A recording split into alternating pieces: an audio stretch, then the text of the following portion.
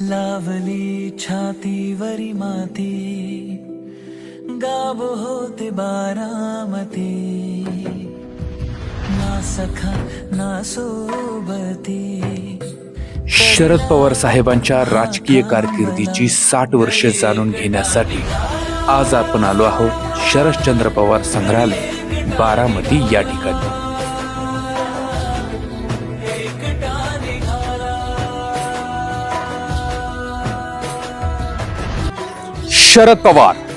शरद पवार म्हणजे एक प्रवास, संघर्ष आणि नेतृत्वाची कहाणी आहे। पवार साहेबांनी नुकतीच आपल्या संसदीय कारकिर्दीची 60 वर्ष पूर्ण केली। त्यामध्ये महाराष्ट्र विधानसभा सदस्य म्हणून 30 वर्षाहून जास्त काळ त्यांनी काम केलं, तसे संसद सदस्य म्हणून त्यांनी नुकतीच 30 वर्ष पूर्ण केली आहेत।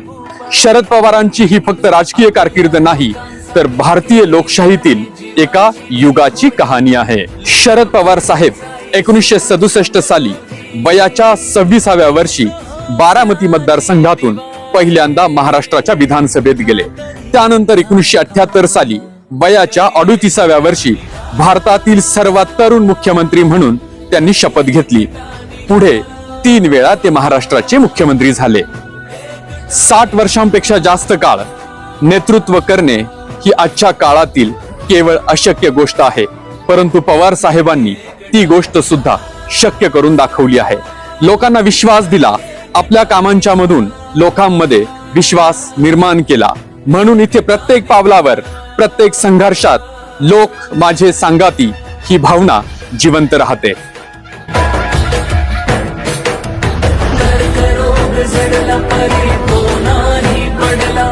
संकटाशी भिडला तरी तो नाही चिडला, शेवटी तो जिंकेल, शेवटी तो जिंकेल, तो नेहमीच जिंकला, जिंकला।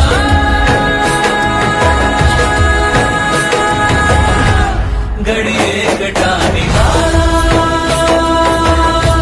घडी एकटा इथे फिरत असताना पवार साहेबांच्या सक्रियतेची जाणीव होते। सलग 60 वर्ष राजकारणात टिकून राहणे ही सोपी गोष्ट नाही।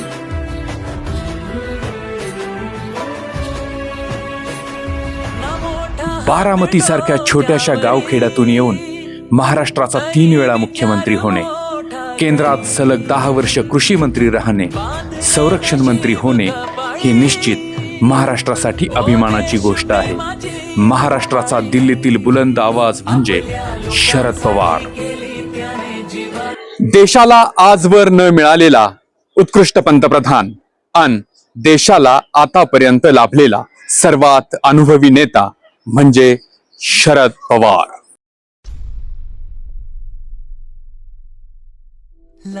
सह्याद्री जसा अनेकांना आधार देतो, तसं पवार साहेबांनी आपल्या राजकीय कारकिर्दीत अनेक कार्यकर्ते, राजकीय नेते आणि सामान्य माणसाला उभं राहण्याची ताकद दिली।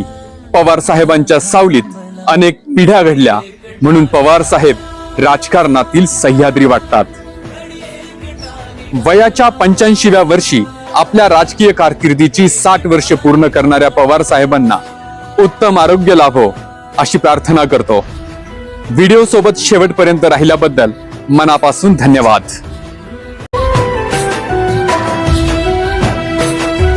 सत्तेचे काय कधी येते कधी जाते,